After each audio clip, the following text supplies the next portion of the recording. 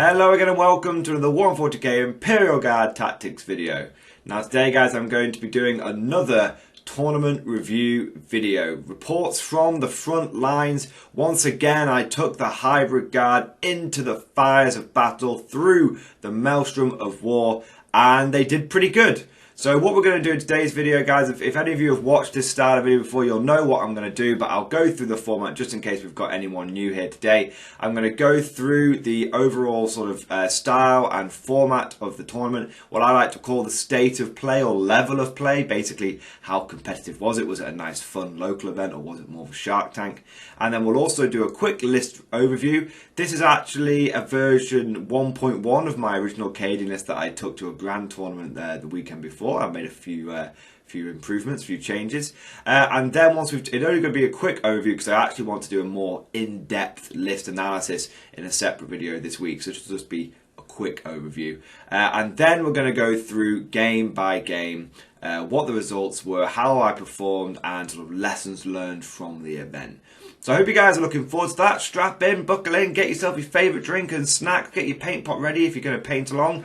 And without further ado, let's dive straight into today's video. So as always, I want to say a massive thank you to Just Play Games in Liverpool for hosting a fantastic event. It was really well organised, everything was super clear, the rounds were well marked out, the pairings were done quickly, all that good stuff that you expect from a 40k tournament these days. I mean, one of the great things about there being so many 40k events and 40k and Warhammer in general becoming a bit more mainstream is the tournament format, tournament standard has become a lot more standardized, a lot more homogenized, and it's great that I can just rock up to an event now and I almost know exactly what's going to be happening.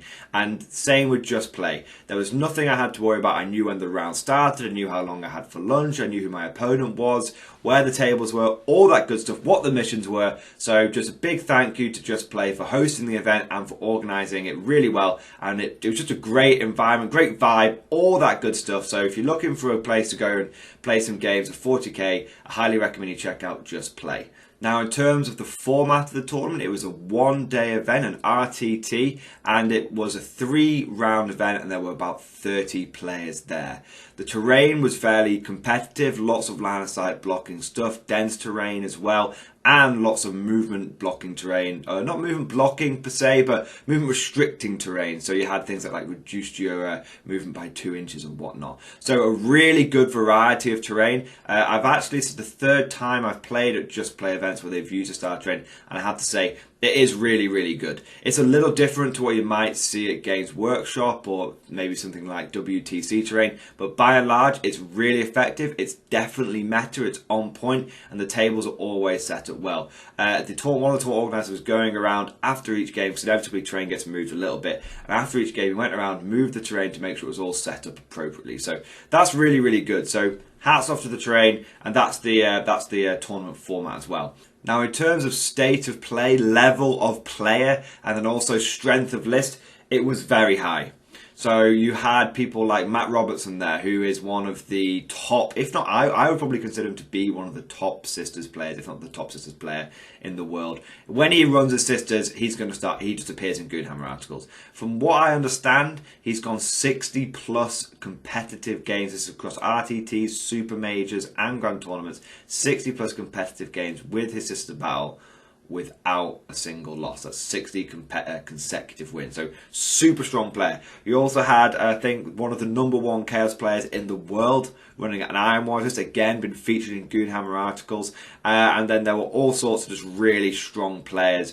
You had people who were lots of like competitive teams and whatnot. So for an RTT, it was a really concentrated sort of state and high level of play. I would actually say there were more top level players, high level players, good players than there were normal players. I would say at most there was a handful.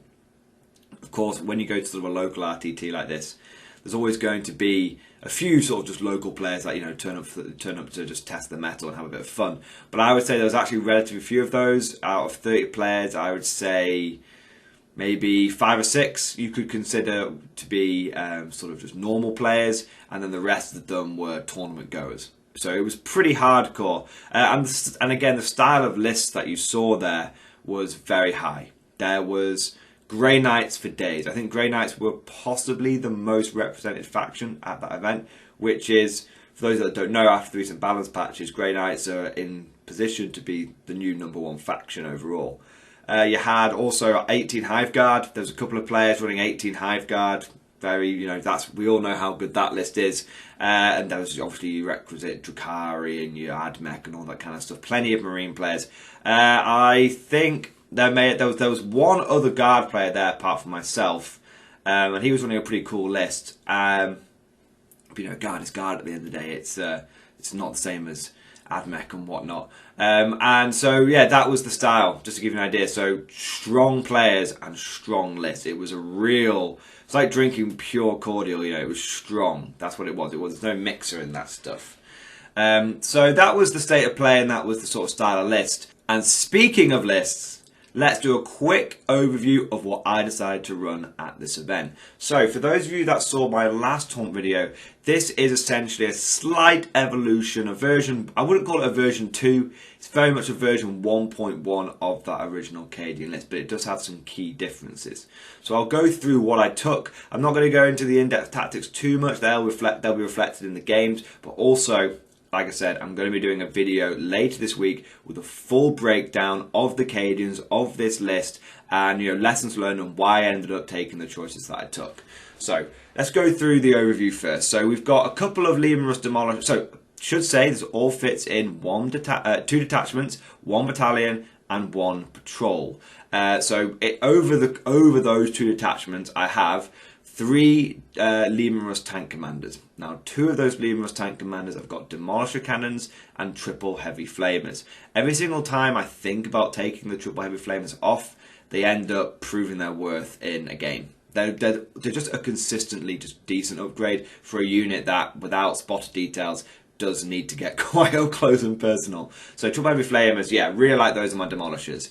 I've then got my other tank commander, which has a battle cannon, but it's been upgraded to the gatekeeper, which is the Cadian relic. So that's a flat 3 damage battle cannon with +1 to wound against chaos. Really nice.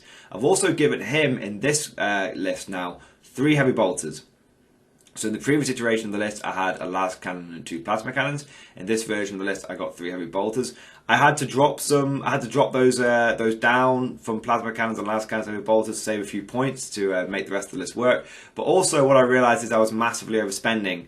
Gatekeeper with that flat damage 3 tends to be able to deal with what you point it at, so you don't really need the las cannons and plasma cannons. So the 3 heavy bolters that are there to essentially, if it goes a little wrong, they can pick up the slack. And I found that worked really, really well. Didn't miss the plasma cannons or las cannons at all in this tournament.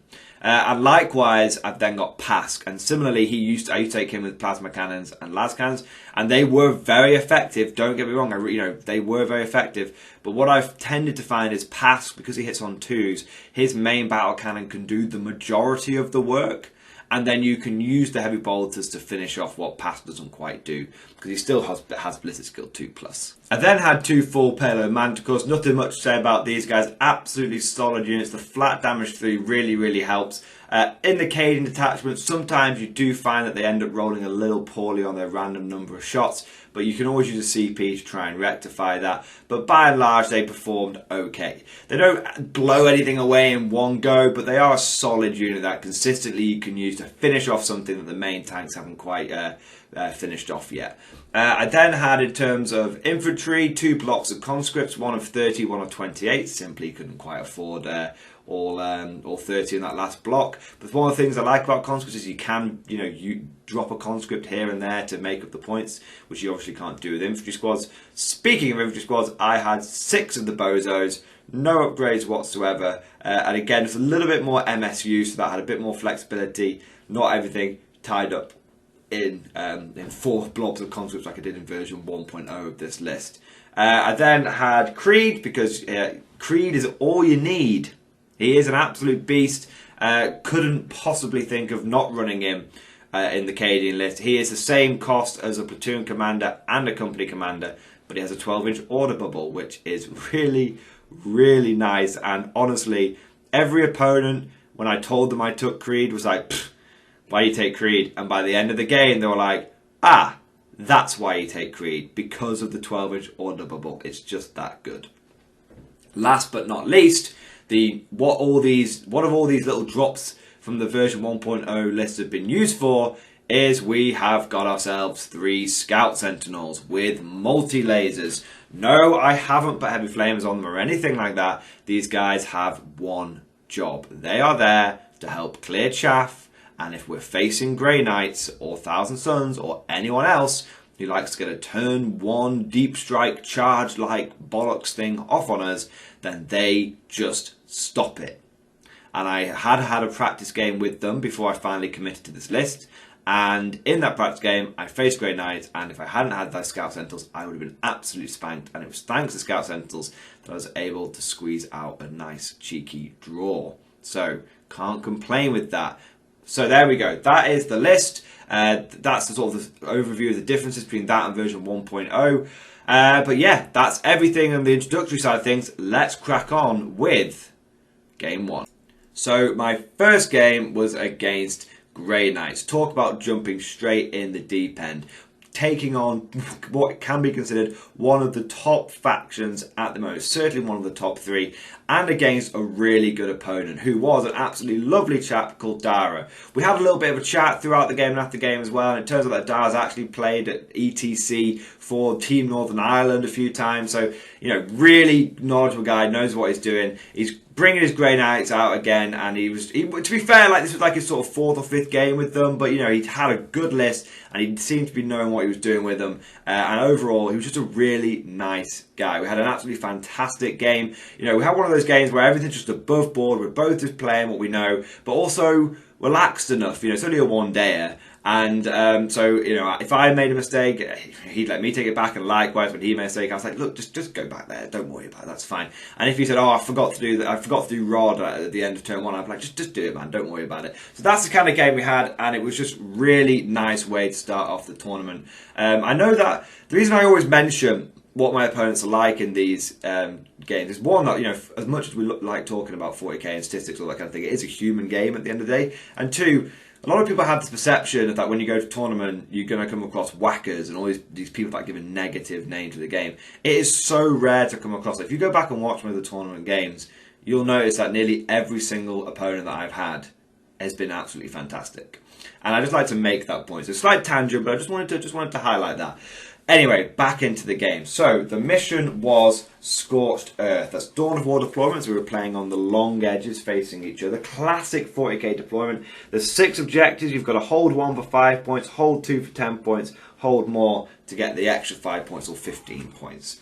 In terms of secondaries, I took Abhor the Witch, of course. And I took Raise the Banners because I thought there's 2 of my deployments. There's a good chance I can sit on 2 banners the whole game. And I also took Stranglehold because likewise I figured I don't have to go too far to get those middle ones and take them off my opponent. So those are the 3 that I went for. Now my opponent, Dara, went for Bring It Down, which is a good choice against this list because now that I've added those Sentinels in, I give up a maximum 15 points for killing vehicles to bring it down. So good choice, and especially if I'm playing Grey Knights, I am going to be pushing those Sentinels up, which means you're at least going to get like 3 points for that guaranteed. And every tank you pick up after that can easily creep you up to that sort of 8 or 9 points you want to be getting from a secondary for it to be considered viable. So he took Bring It Down. He also took Rod. And he took Engage on all fronts, which those 2 go well really together. If you're going to take Engage, you might as well take Rod. In this situation, it is obviously potentially a couple of tricky secondaries for him because he has to clear me out of my screening. But he's Grey Knight, he's got plenty of Storm Bolters and plenty of teleportation shenanigans. So, you know, if anyone can do it, the Grey Knights can do it, right? So we rolled off the deployment. I got the side that you can see here. My opponent got the side on the other side. Now the deployment zones are almost identical. There's 2 big ruins. There's dents and all that kind of stuff all over the place. And there is also 2 big L shapes in the middle that are really good for sort of blocking line of sight. So you can just gives you an idea of how much terrain was on the table. Varieties. You've got obstacles. You've got dens. You've got forests. You've got difficult. Really good variety of terrain. So I deployed essentially in 2 castles. So I actually had one castle which was slightly over, sort of stronger than the other. So this castle that you can see here was made up of the 2 full-pillared Manticores, Pask, and one of the Demolisher tank commanders. And the other castle, which you can see here, was made up of the Gatekeeper and another Demolisher tank commander. In terms of the infantry, pretty evenly spread out. I had a conscript blob on either side, a couple of squads of infantry on either side, and then on a couple of a squad of infantry in the middle that could just be used to slingshot out on the screen, and then I had an extra squad of infantry on the left-hand side on this castle flank here. So overall, that was my deployment. Dara deployed basically Nemesis. I should have said what's in his list, sorry. He had 3 Nemesis Dread Knights, 2 of which were Grandmasters. He had 1 big squad of Interceptors, which he could. He had the Psychic Pilot basically lets them shoot and then fire and fade, a bit like Dark Elder. And then he had lots of little strike squads, like 5 or 6 little strike, 3 or 4 different little strike squads. And they had, I think it's called a Purgation Squad. It's a squad that essentially all of them can take side cannons. And classic Grey Knight unit, a big block of 10 Paladins with an Apothecary supporting them. Now that is a Death Star unit. That's a beat stick unit. 10 Paladins. In previous editions, that was enough to win you a game. So, those Paladins are pretty hardcore supporting those Dread Knights. Now, that was the deployment, there are the lists, and so we rolled off, and my opponent got turn 1. And I straight away was like, okay, I'm going to push my Sentinels out. And by pushing the Sentinels out, essentially it meant that my opponent couldn't really deep strike anywhere that he wanted to deep strike. He couldn't do it, which was obviously really frustrating for him. So my opponent essentially, he moved out with his Paladins who he deployed on the board. He'd put a Dread Knight and the Purgation Squad in deep strike.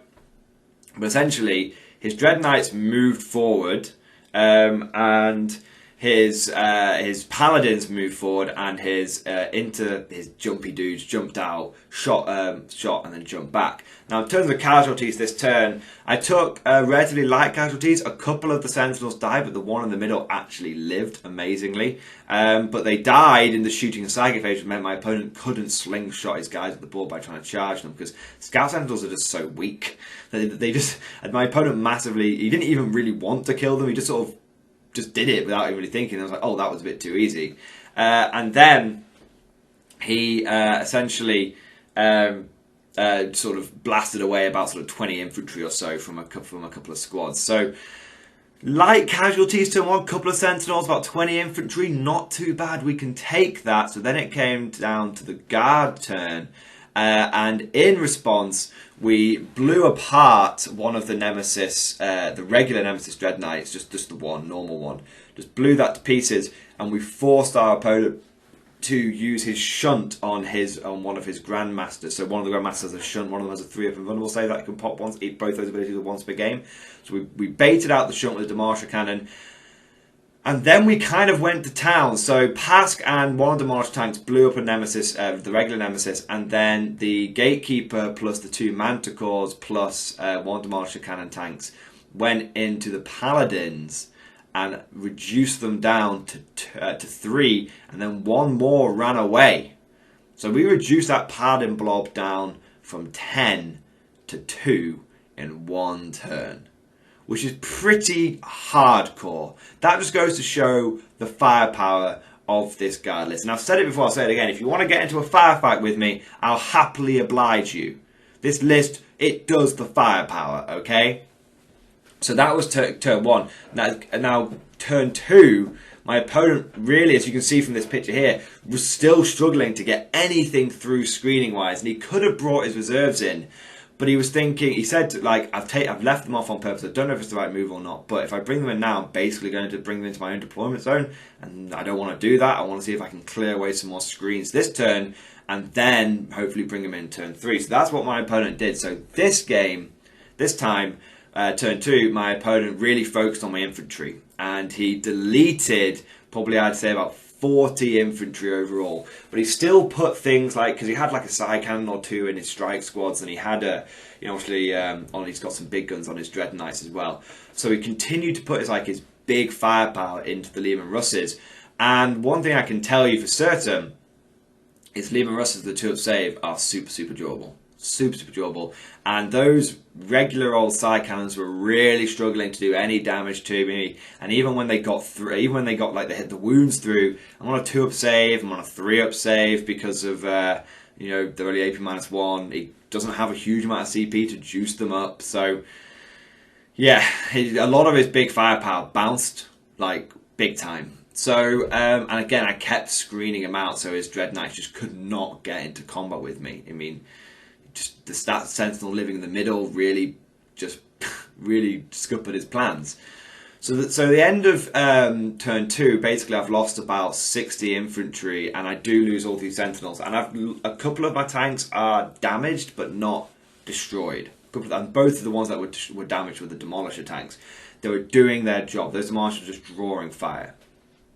My turn 2, I pick up the remaining Paladins. One had been healed, but he was able to bring one back.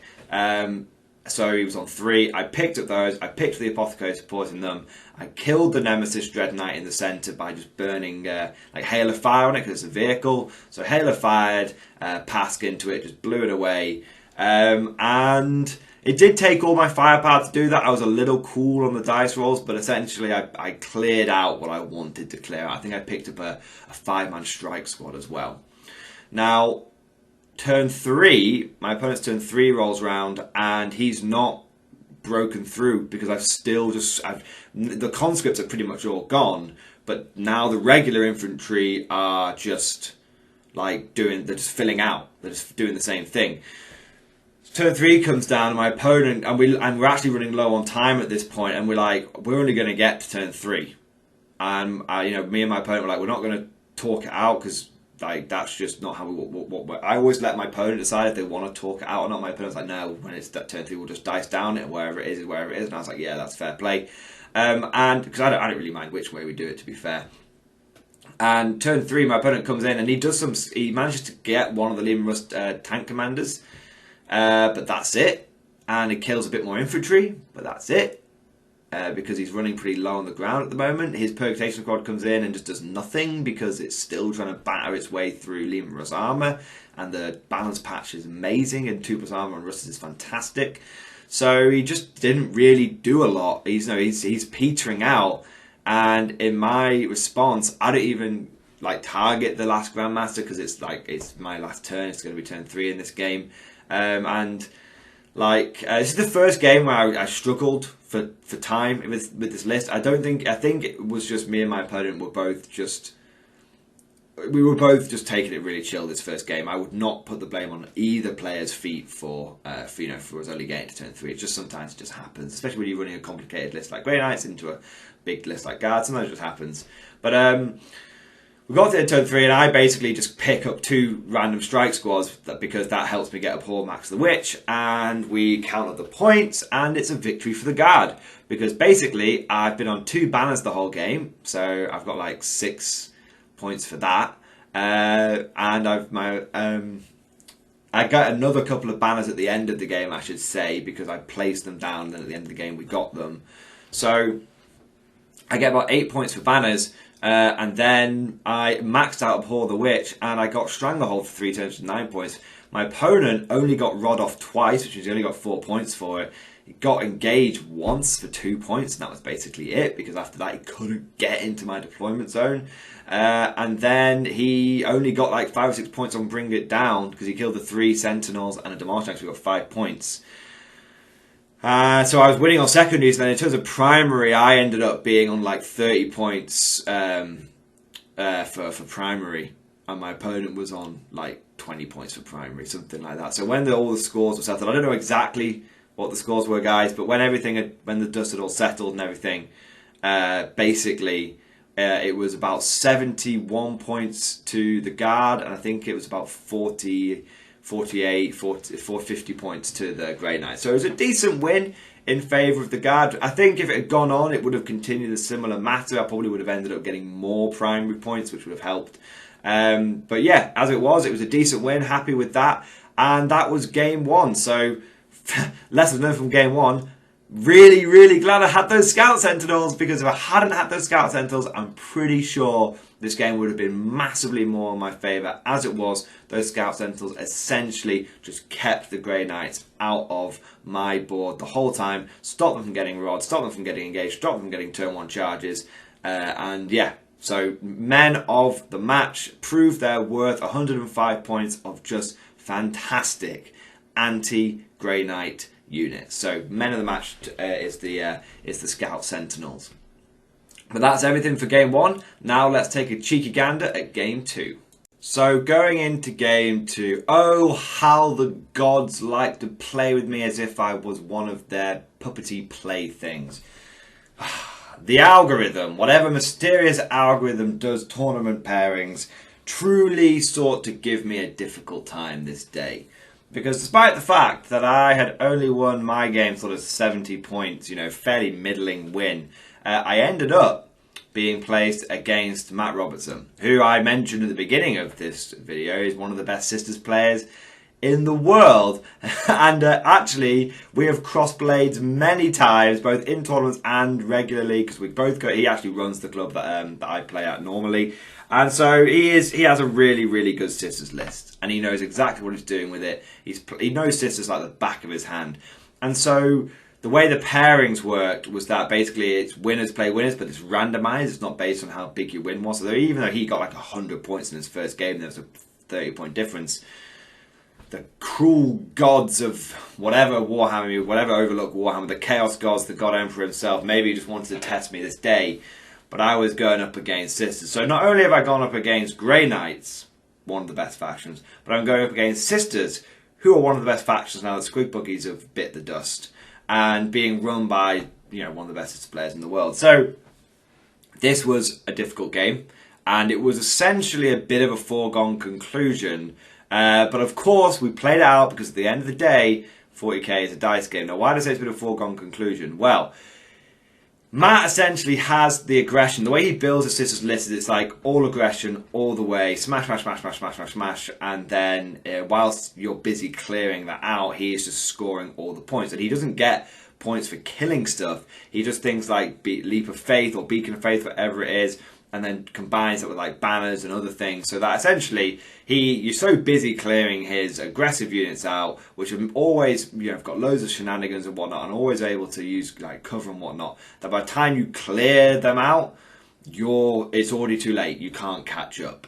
Okay, and that is essentially what happened in this game. Now, I will admit that I made, I would say, 2 key tactical mistakes, and I chatted to, you know, me and Matt are mates, so I chatted to him about this afterwards. And the first mistake was that was the secondaries that I took. Now I took banners, and I took Stranglehold. Now Stranglehold was a mistake because realistically, I'm going to struggle to get his objectives off him. But I could have done it, but it was a bit of a mistake. Banners is comfortable-ish, you know, I can probably, you know, sit on 2 objectives comfortably with banners. And then the last one I took, it was a really difficult one, because he doesn't have, I mean, you tell me what you would have taken. Genuinely, I want to learn from my commenters, but I ended up taking no prisoners, because he gives away about 9 no prisoner points, and I figured that if I could just, you know, if he's coming at me, and I know Matt's tactics, he's coming at me, then if I take no prisoners, then I can easily, like, you know, sort of maybe psychologically, you know, does he really want to go all in, because then he's just going to be feeding me points? It's a bit of a tricky one, but that's what I went for. Please let me know what you would have picked in this secondary. Now, the mission, I should have said, was retrieval mission, which means we were playing, you know, short table edges against each other. What we used to be called hammer and anvil deployment, for you old long beards there. 6 objectives. In terms of secondaries that Matt took, he took, like I said, he took banners, Stranglehold, and Leap of Faith, I believe it's called. And essentially, what happened is, so that was the first mistake I made, which was I took bad secondaries, and that's the mission. The second mistake that I made was I was a little presumptive of Matt's list. Now, what do I mean by this? Well, I've faced him many times, and I'm very used to him taking Bloody Rose. In fact, I think I've only ever faced him when he's taken Bloody Rose. And Bloody Roses are obviously really in your face, aggressive. It comes at you. He was taking Martyred Lady this time. I think it was Martyred Lady. And I was in my head thinking, look, he's going to go in there with Repentia. He's going to clear off all my infantry in a couple of turns. I've seen him pick up 80 guard in a turn. I don't want that to happen. So I backlined, big time, I backlined. And I figured I can move out some guys and I can get Stranglehold and whatnot and blah, blah, blah. So that's what I was expecting, but Martyred Lady really is. I actually said to I way preferred this list because it felt to me a lot more tactical toolbox and a lot less sort of one-dimensional memey smashy sisters list, because it meant that he had plenty of melter guns and he had plenty of but he had like a bit of combat, a bit of melter, a bit of storm bolts, a bit of this, bit of that. I was very much. I felt a more nuanced list, so I actually really liked playing against it, even though, spoiler alert, it absolutely smashed me. Now, essentially, how the game went is, like I said, I backlined, and I actually managed to get turn 1, and I was just like, right, let's just get rid of Repentia.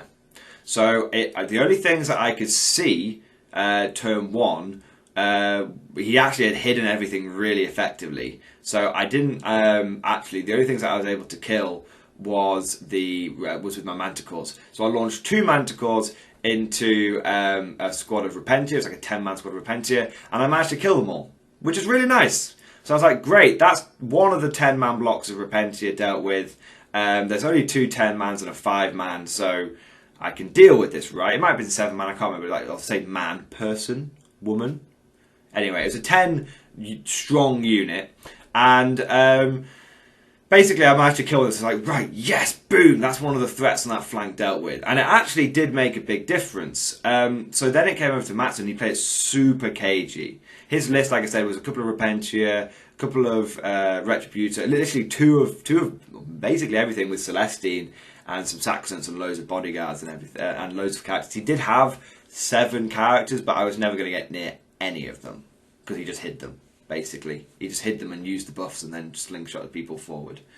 Now, essentially what happened is Matt did what he planned to do, which was he kept me in essentially my half of the board the whole game.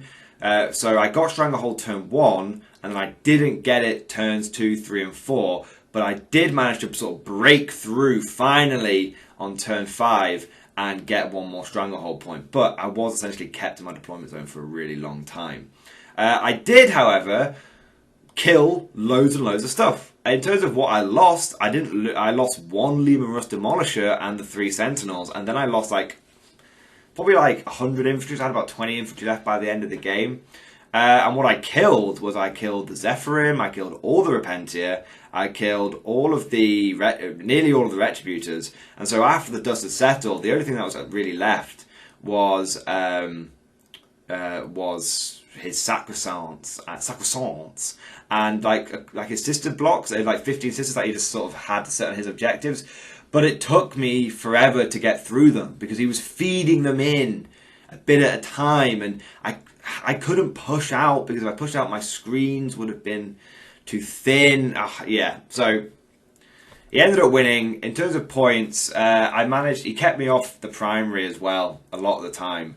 So in terms of primary, I ended up getting, in terms of the final score, I think I got about 58 points, 60 points, but Matt did end up getting 96 points. So I did stop him from getting 100. I think he got 100 in every game, in his first game and his last game, but against me, he only got 96. So it's a bit like when the Avengers are fighting Thanos, and they're all going in and going in and going in and going in, and then they finally get a single cut on him, and he's like, all that effort for a drop of blood. That was basically how this game was. And if you've watched any of my other tournament reports where I've come against Matt, it's a very similar situation. Now, I'm perfectly open to arguments where people say, oh, you went in expecting to lose.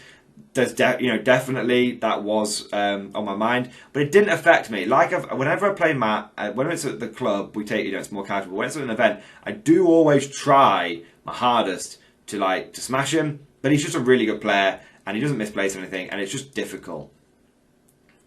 Probably one way I could have potentially not necessarily won, but made it a bit, changed the score a bit. I could have tried being hyper aggressive.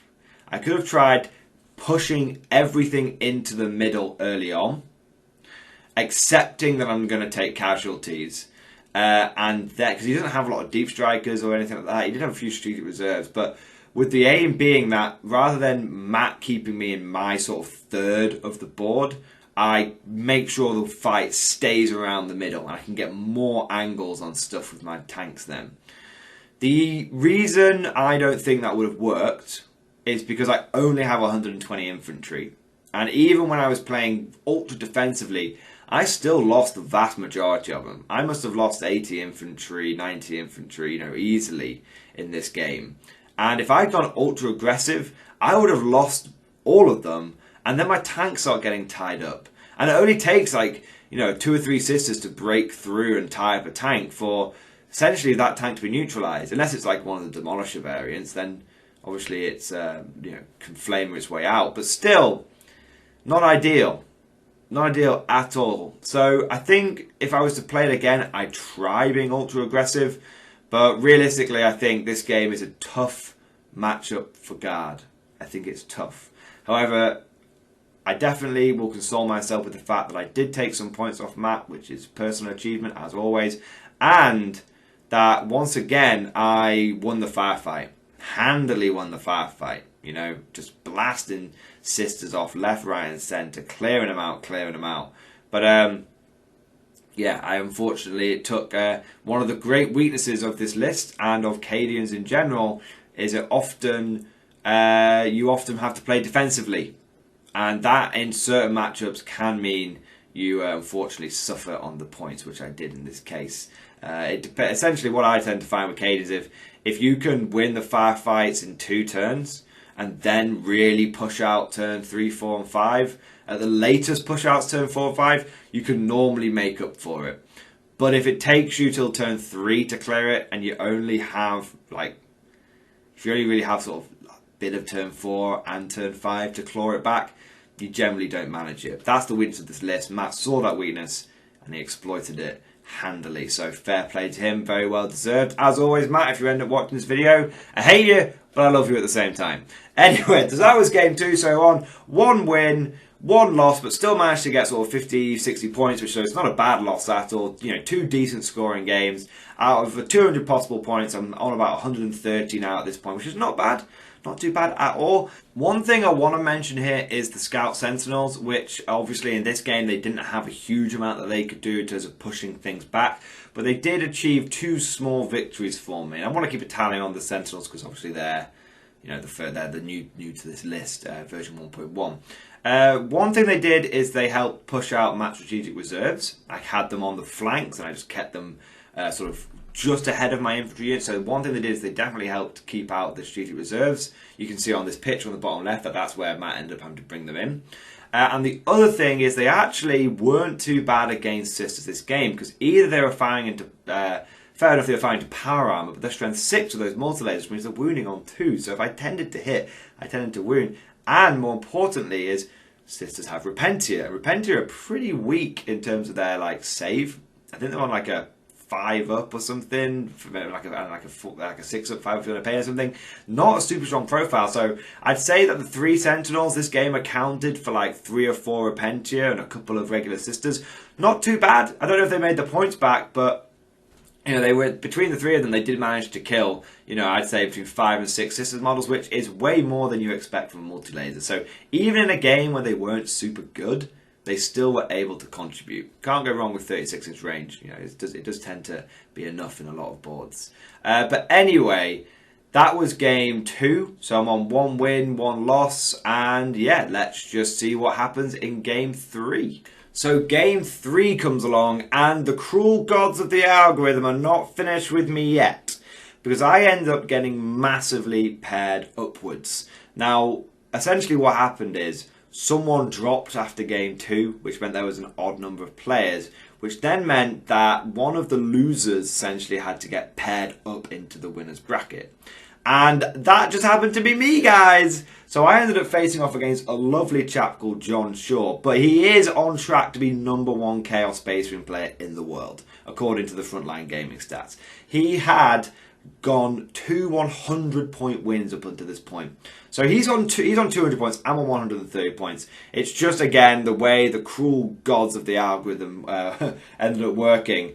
Firstly, I want to say it was still an absolutely fantastic game against a really, really good opponent. But he is running a strong list. John's list has, like Matt's, has featured in many a Goonhammer article. I think he won or came fourth at like a super major. It might have been at Coventry. He did very well recently at an event with a very, very similar list to this. And essentially, guys, if you're going to run Chaos Space Marines and you see that it's Chaos Space Marines that do well, it's more than likely an iteration of this list. It's a really, really strong, powerful list. So going through it, you can kind of see what it is, but there's 3 units of cultists, 2 of 10, 1 of 20. There's some raptors for Rod, a couple of biker squads for Rod. You've got a dark apostle for a +1 to hit litany or chant. You've got a Terminator Lord doing some just cool, do real ones to hit and to wound, I believe.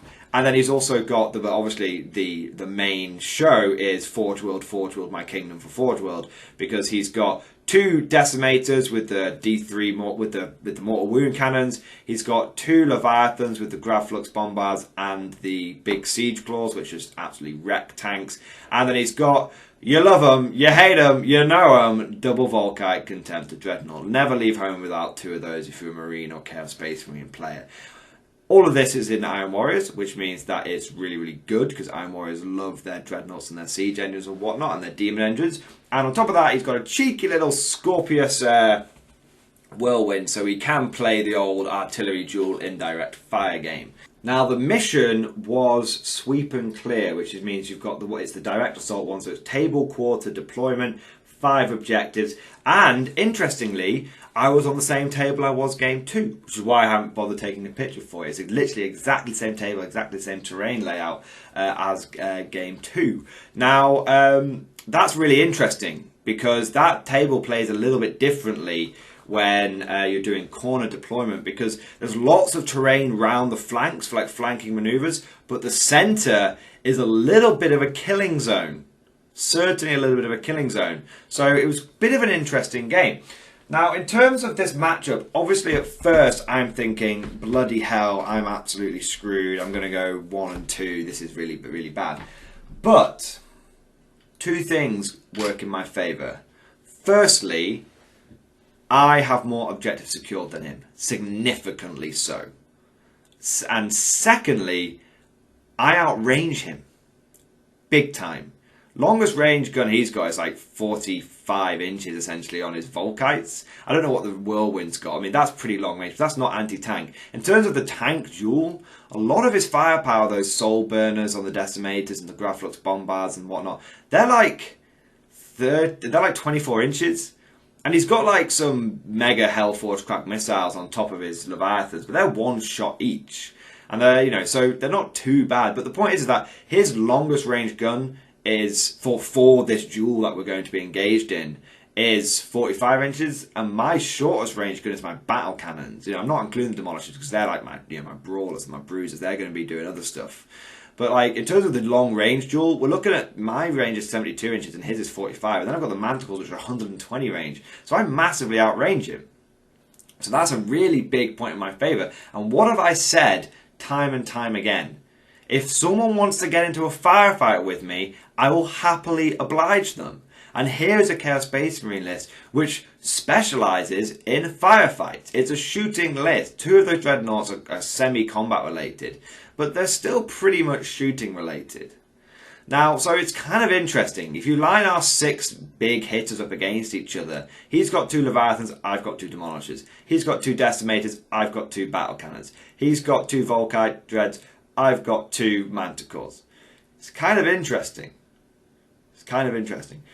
So in terms of secondaries, I decide to play the mission.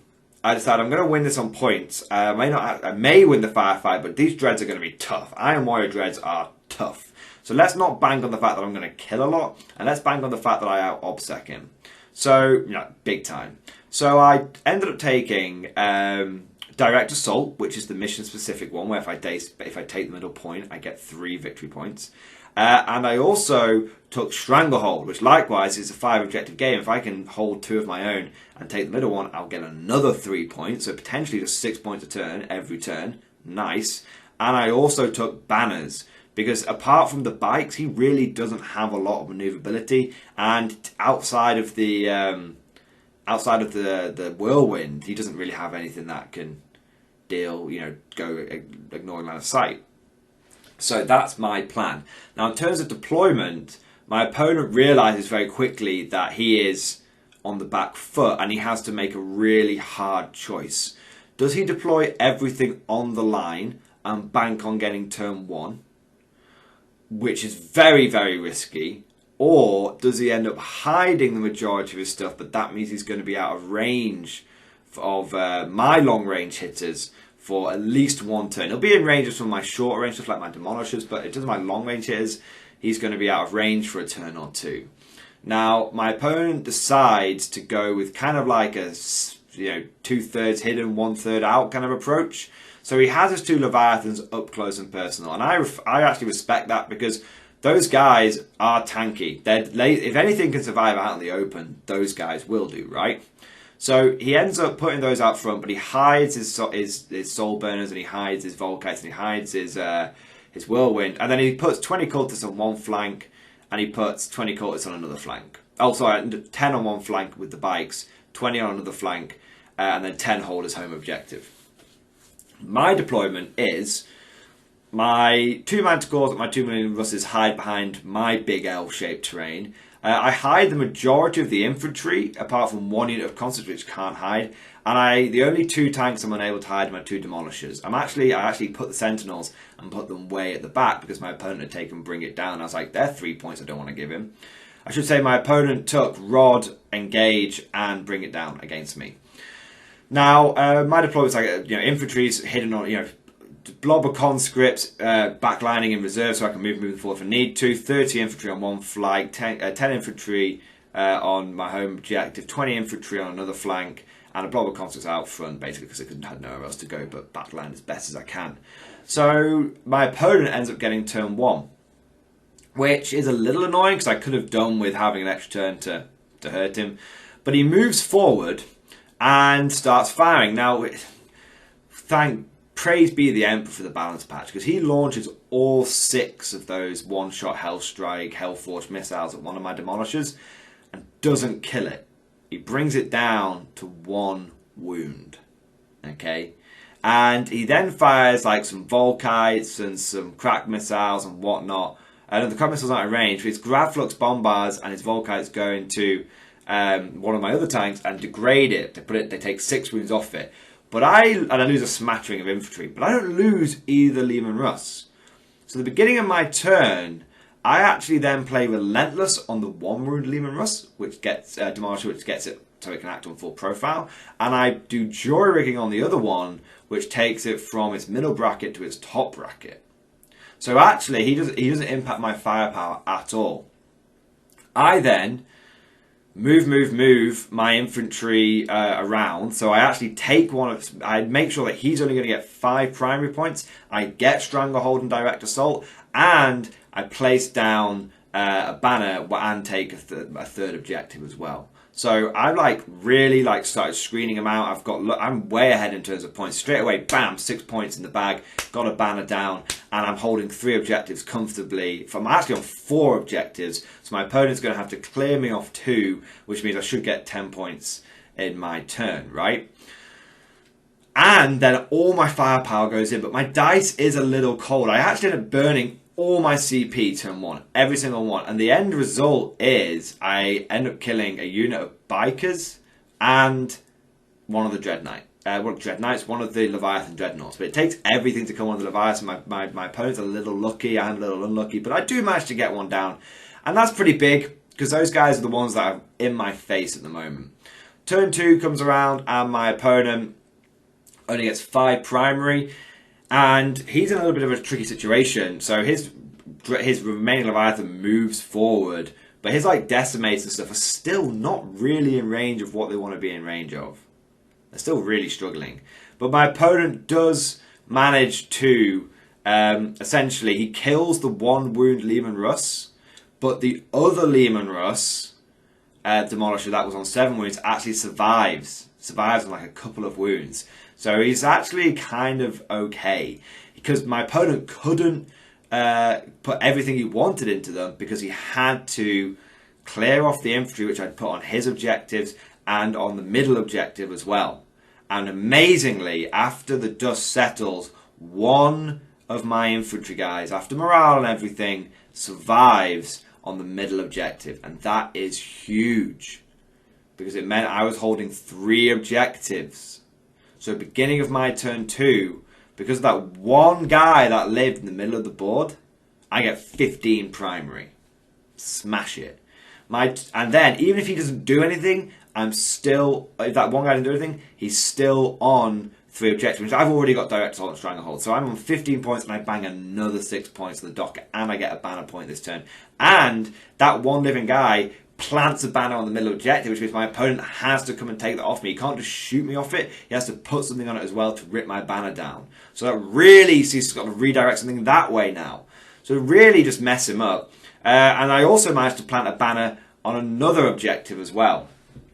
Now my turn 2, what happens is, I should say, I also killed I killed 9 after morale, 19 out of 20 of his cultists, and he brought them back with Tyler traitors. And they did manage to kill one of my infantry squads, but they failed their 9-inch charge. He brought them back in such a way that he could threaten my one of my objectives, but he didn't quite manage to pull it off.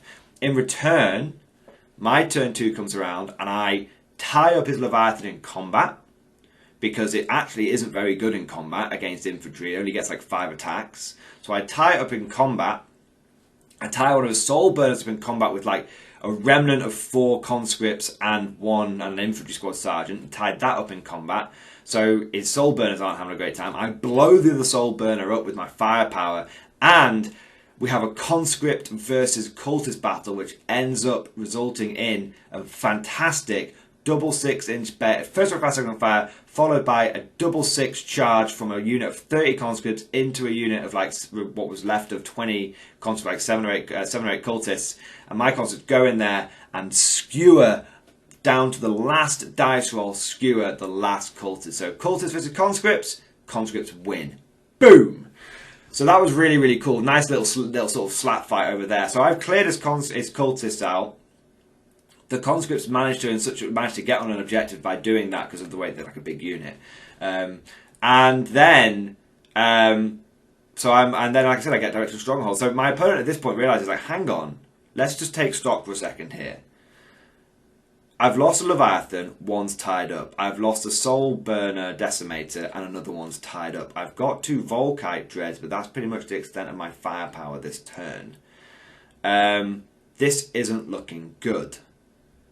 So my opponent gets 10 primary, so he's doing okay on primary, but he's struggling on secondaries.